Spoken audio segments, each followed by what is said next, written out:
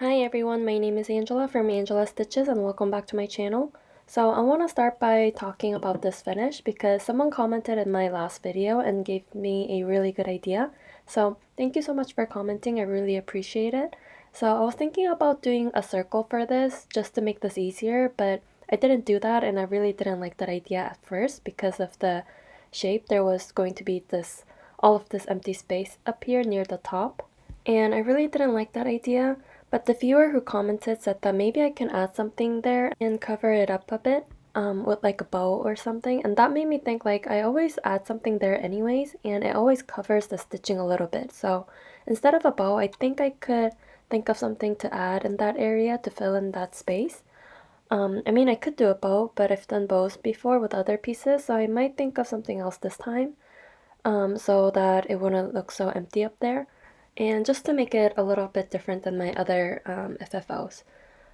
So yeah, but I don't think I'll do the FFO this month on this, but I'll definitely do it in November. So yeah, that's the plan for this, and I was really happy that someone commented and helped me with it. So yeah, I really appreciated that comment, so thank you. So let me show you some stitching now, and sorry if my voice sounds extra monotone today because I just woke up, but let me show you my mystery cell part 10. And I only got a little bit done because I wanted to start my Halloween at Hawk Hollow.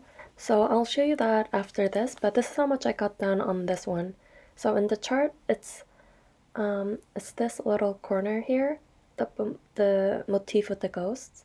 So with this project, usually I get this done as soon as I can, but considering that this is a quite a large area to finish this month, I think I'll just work on this every day just a little bit so I can just get this done within October and not really focus on this piece. I want to focus on my other projects like my Hawk Hollow. So yeah, and my other new starts. But this is how much I got done on this project. And I did start Halloween and Hawk Hollow last night, and I'm stitching 1/2 on 40 count, and this is called Pearwood by Color and Cotton. I think I forgot to say that in my last video. But I just love her fabrics. It's really pretty, and I really love the colors. Yeah, so I just really love it. So I'm doing a Color and Cotton conversion for the colors as well. So I'll talk about the colors in a little bit, but I started from this corner here with the pumpkin, and I usually start from the upper left so that I know exactly how much margin I'll have. But in this case, there was going to be a lot of counting to do, just to get to the spiders and the bats. And I just hate counting, so I just started from down here. And I just want to talk about how I do my conversions. So these are the colors that I chose so far, and obviously I need to do more, but I just like to do it little by little as I make more progress on the piece. So I have 4 color and cottons, and for black, I'm just using Anchor Black because I didn't have anything close to a black in color and cotton, and I also wanted the color to be, or the black to be really black instead of a near black where it's like kind of gray or kind of blue. So when I do conversions, I look at the chart and it usually gives you the DMC conversion if it's charted with a different specialty floss.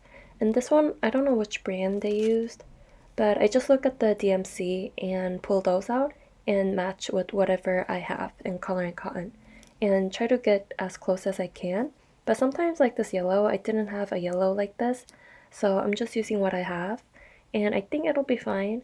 And then for the brown, I'm using this color, but this has more variegation. That's like green, so I'll make sure to stitch with the brown area. And then for the oranges, this was the perfect color, so that was really easy. But for this, I needed like an orange that was a shade darker for the grooves on the pumpkin. So I'm just going to stitch with the darker area in the floss because the brighter section is very similar to this orange. And another thing that I do is I reference the cover image because that sometimes helps with seeing the overall color palette. But if the image isn't a good image, and I know that happens a lot in cross-stitching patterns, I would look up online for the calls for flosses and match it with DMC or with, in my case, Color and Cotton and kit up my project that way. But sometimes I choose a totally different color, like what I did with my church in Village of Hawk Hollow. I think the roof was was brown, I think, but I turned it into a blue roof. So I really like doing conversions because it's almost like coloring, so it's a lot of fun. And your project becomes more special if you choose your own colors and choose different fabrics for it, and you can just make it your own. So yeah, let me know if you have any questions about doing conversions, and if you haven't tried it yet, I really recommend doing it. It's a lot of fun. So in my last video I said I was going to show you my Simply Meant to Be, but I forgot to, so I'm gonna pull that one out. So it's a little crinkled, but here it is, and I'll add a picture here what this looks like when it's finished. So this is a Heaven and Earth design chart, and it's a story keep size, so it's skinny and small, and I think this is a 25 count, and I'm stitching 1/1. So yeah, maybe I'll work on this and do a cross-country stitching. After I said that in my video, I really wanted to work on this again, so yeah. And then I also remember that I have the seasonal samplers, so let me get that as well. So this is the box where I keep all of the kits and my kitted up projects, and I really want to start this Santa too, but maybe I'll do this next month.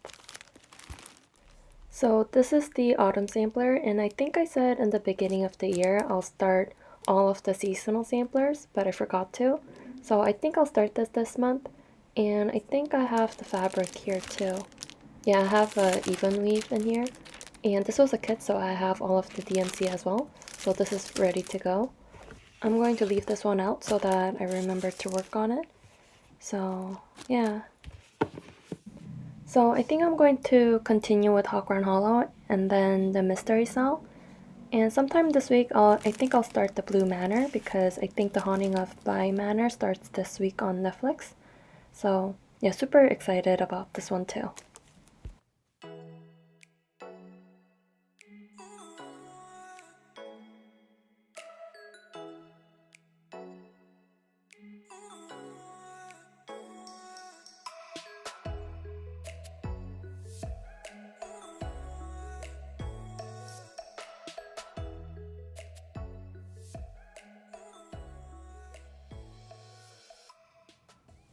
So because this month's part is so large, up until September the charts were on one page, but this month's it's divided into two parts.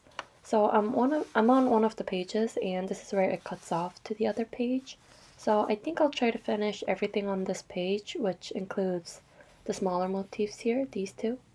So I got one of the ghosts done, actually one and a half. You can see the other one upside down, and I think that's really cute. And even though I want to stitch the other ghost on the same motif, I think I'll just finish the first page first before doing that.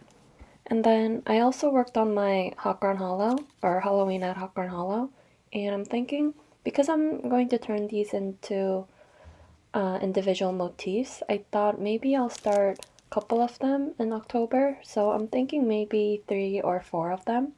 And I think I'll start the house and the headless horseman here, and then maybe, let's see, oh, the vampires down here, and then maybe the scarecrow, and then maybe the skeletons. I don't know, I actually want to start all of them, but for now I think I'll start those. How many was that?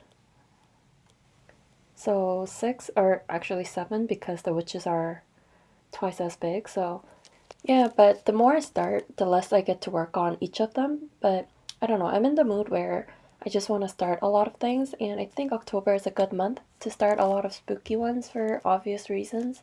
So yeah, on the witches, I worked on filling in the pumpkin a little bit, and I still need to fill in more, so I parked some threads here and also stitched one of the stars and one of the crescent moon on her dress. And then I also chose some colors for the apron.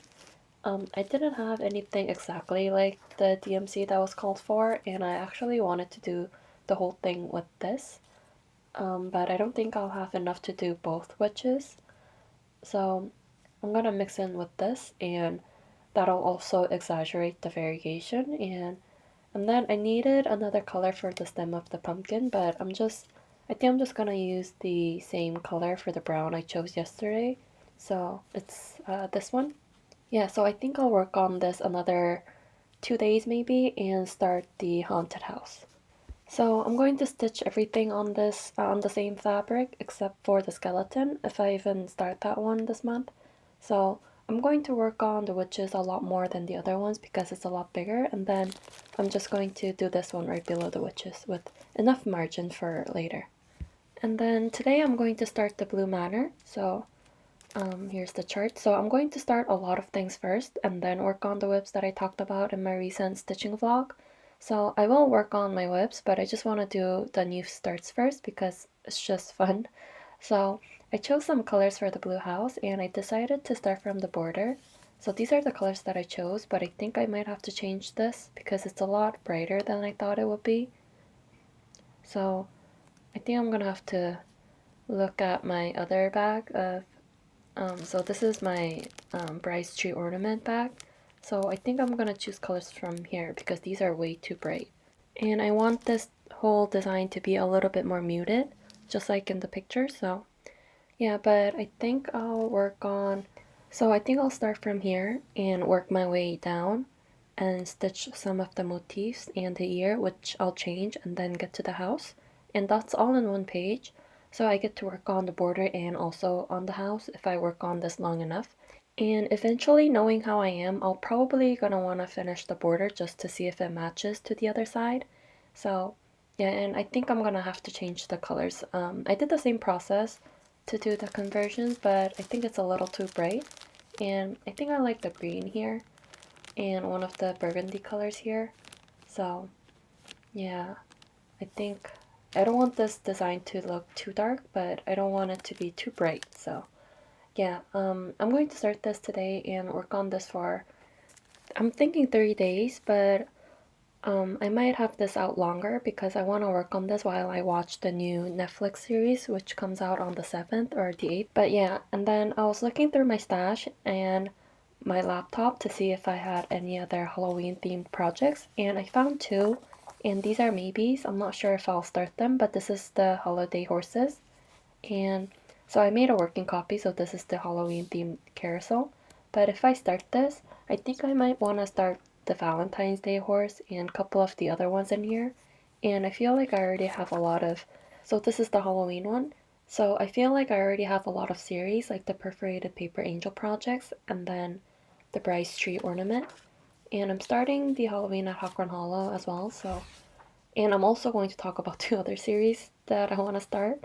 So I'm not sure about the carousels, but I just wanted to show you this book because it has some really cute designs.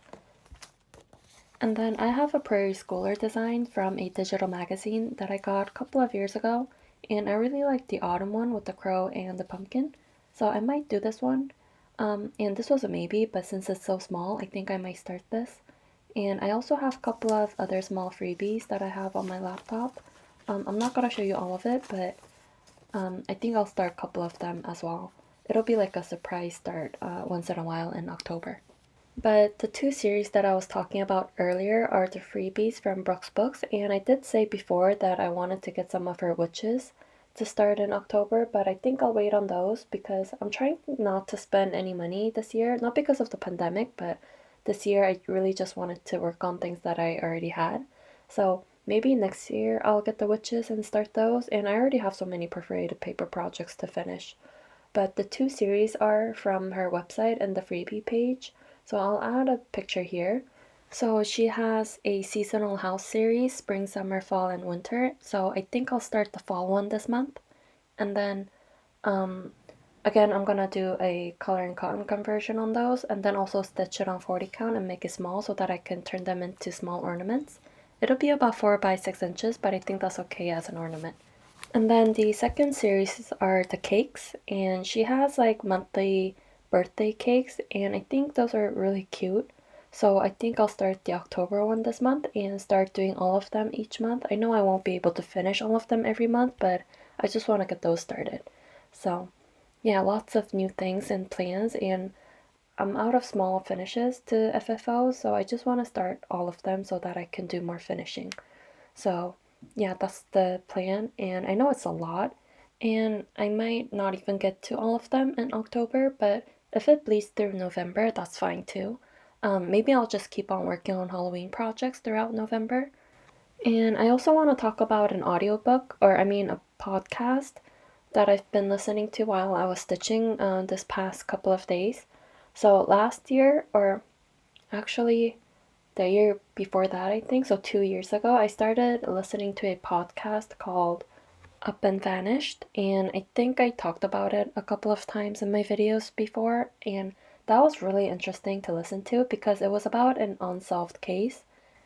And when the podcast started, things got stirred up in that area, and they eventually got a suspect, or two suspects actually, and then they also made an arrest.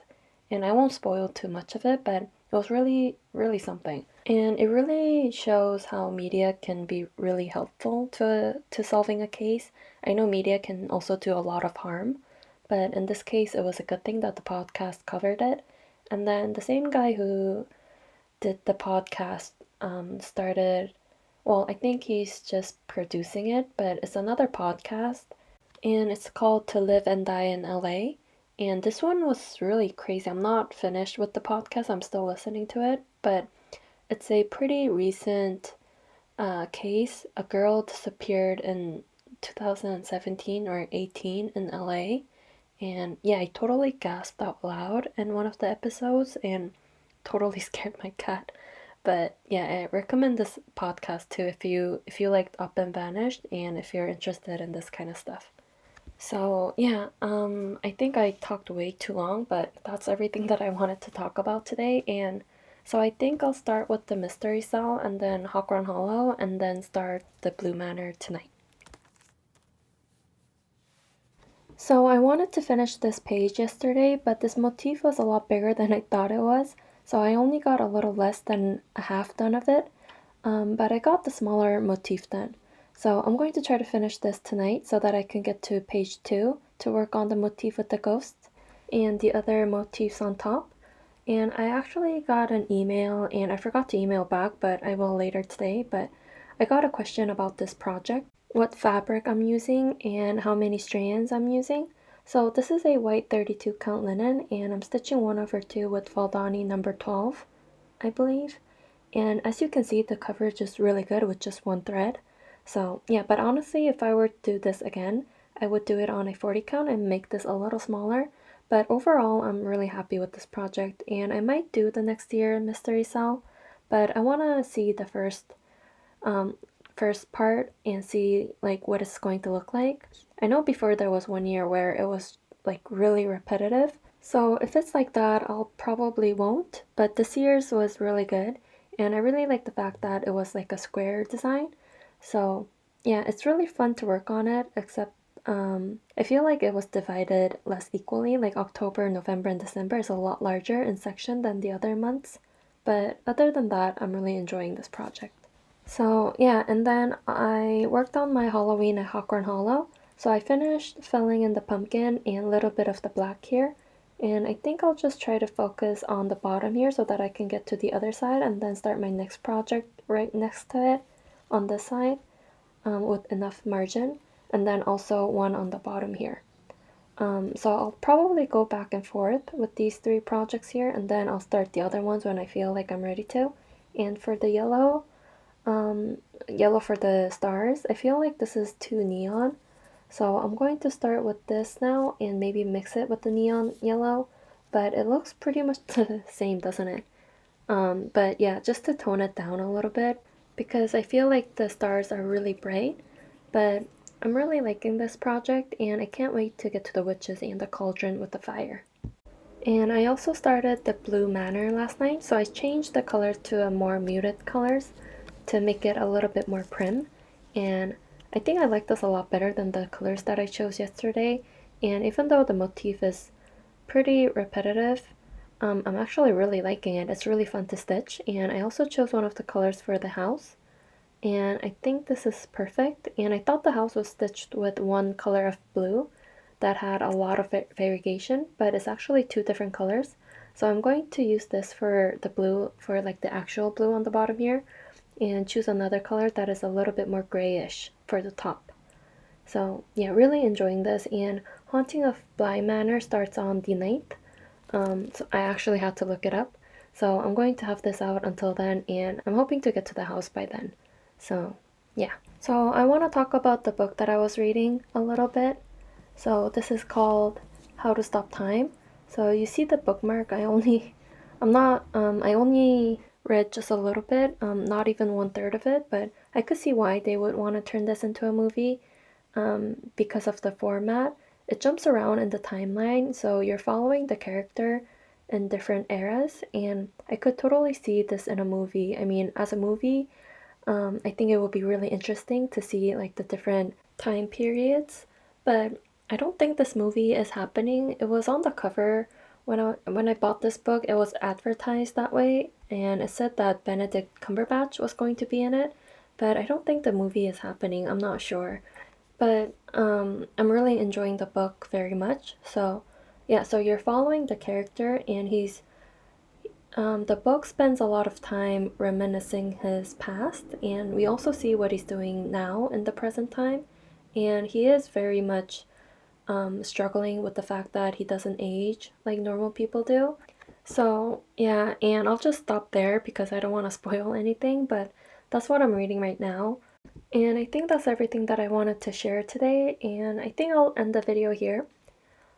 Also, I'll add some videos at the end where when I went to the park yesterday, some people were there and were taking care of the cats, and one of the cats actually had a horrible accident. I'm not really sure exactly what happened, so someone took him to the hospital and took care of it. But the cat lost a leg, so I was really sad, but it was really nice to see that there were people who were taking care of the street cats, and they looked really healthy and happy, so yeah. And then if you have any questions about anything that I talked about in my videos, feel free to comment down below, but you can also email me and contact me that way as well.